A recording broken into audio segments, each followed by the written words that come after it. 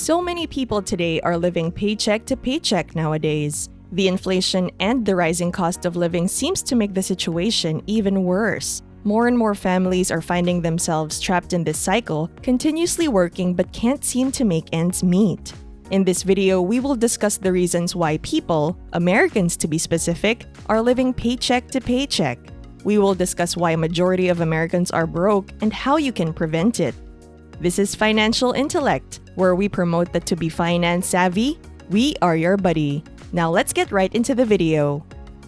One of the reasons that must be taken into consideration is the fact that debts are also rising. From student loans to credit card debts, households nowadays have debts that further add to their burden.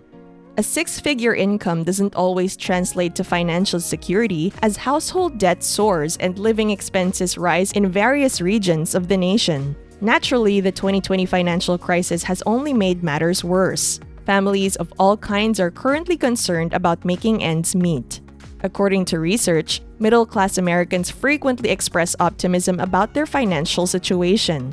Compared to individuals who aren't in the middle class, they are less likely to express concerns about their capacity to strike the correct balance between spending now and saving for the future. Whether their expectations and views are realistic given the circumstances at hand is the question. You might think that households with greater incomes would have more savings since they have more access to financial resources. But according to previous studies and the analysis by Willis Towers Watson, it isn't always the case. These startling numbers show how few of us have the means to get by, even if livable salaries vary greatly depending on where you live. Even individuals who earn $100,000 annually still struggle to make ends meet. Additionally, 59% of those who earn so much money are in debt. And to make matters worse, 56% of those 59% claim to be significantly in debt.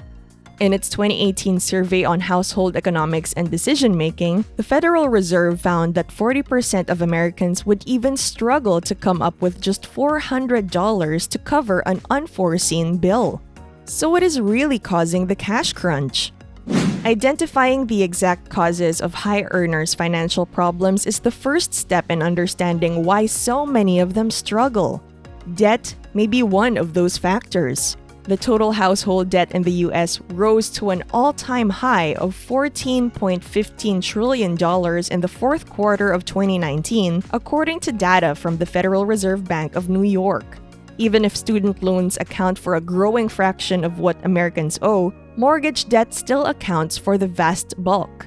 The Center for Retirement Research at Boston College showed that the main cause of why households are struggling to come up with $400 for an unexpected cost is debt. This can be credit card balances, mortgages, and school loans. However, this does not mean that only high earners are the only ones racking up debt due to irresponsible spending. For some Americans making six figures or more, high cost of living may also be the cause of their financial difficulties. For example, since 2012, property values have increased by about a third. The median sales price of a home increased from $251,700 at the end of 2012 to $324,500 at the end of 2019. In some areas, the tremendous demand for property has resulted in sky-high purchase and rental prices that consume an even greater share of top earners' incomes. According to a survey by Magnify Money, San Jose, California is the worst city to live in if you only earn $100,000 a year. After paying for housing and other monthly expenses, residents have a $454 shortfall per month. Student debts, debt repayment, healthcare, transportation, and childcare are a few of these costs. As kids become older and start getting ready for college, high-income families are increasingly burdened financially since financial aid for children from affluent households is scarce. A public four-year university's average out-of-state tuition and room and board costs for the 2019 to 2020 academic year were already $38,330. Obviously, this can increase the burden for those making six figures. Investing. Let's now talk about investing. Some people feel compelled to publicly declare that they would never invest because they are so upset when asked about where they would like to put their money. Of course, there is no assurance of a 10% return on investment. After all, investment returns are frequently uncertain. You might even lose money occasionally. However, some years will be better than others. Would a 7% yearly return on average be any worse than a 10% annual return over the long term? How about a yearly return of 5%? That seems preferable to being broke, doesn't it? Let's put these figures into context. Imagine if after years of investing, you wouldn't wind up with $1 million because your choices weren't the best. However, you do wind up with $500,000. Wouldn't that be preferable to the 0% you currently have? 30 years may be said to be a very long period to wait. So if you don't want to wait 30 years, put more money into investments. Build a business in your spare time to maximize your earning potential. And to complete more work, you might want to consider waking up an hour earlier. Always keep in mind that investing won't make you rich quickly. The goal of investing is to put your money to work for you so that it can produce additional revenue. You'll need to work extremely hard if you want to start a business and make more money that way. That's 100% doable if you want to accelerate your path to achievement. However, in order to invest more money and increase your income, you will have to make even more sacrifices. There is no other option unless you got lucky and won the lottery. To make as much money as we can in the modern world, we are now running faster than before. We compete with people around us and those on the other end of the continent in order to make our mark and advance in life. Consequently, in order to cease being broke, you must do the following. Number 1. Never spend money that you can't afford just to impress. Today, everyone seems to strive just to impress. And in some regions of the world, it is even unacceptable to look less. Despite the fact that some people think beauty comes from the inside, others think it comes from the sports vehicle you drive or the Chanel bag you are carrying. To impress those who truly don't matter, we waste our money in department shops and boutiques. Even history reminds us not to go overboard with your spending. When you can't afford it, you should look for other affordable options. This is a crucial coping technique that enables you to save and keeps you out of debt. Getting rid of your desire to impress will prevent you from overspending. Number 2. Freeze your credit cards in the freezer. Nowadays, people carry many cards from various banks with various interests in their purses or wallets instead of carrying cash. You swipe your card at every purchase you make during the day, paying no attention to the bills you have collected in favor of the purchase you are currently making.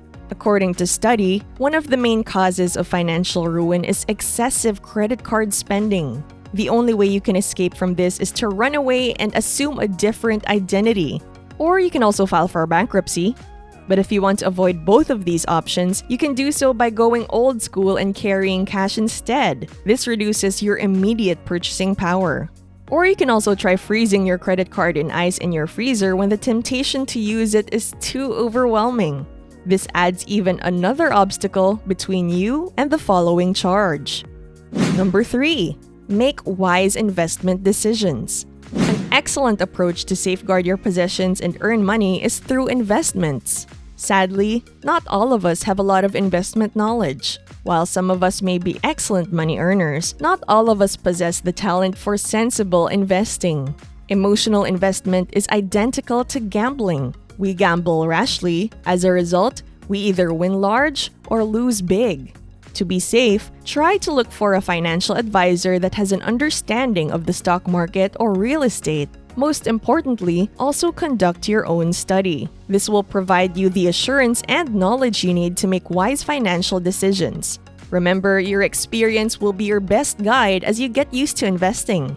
To sum up, living paycheck to paycheck is not only limited to people with low incomes. Higher salaries will also be in the same situation, especially if they have higher costs of living.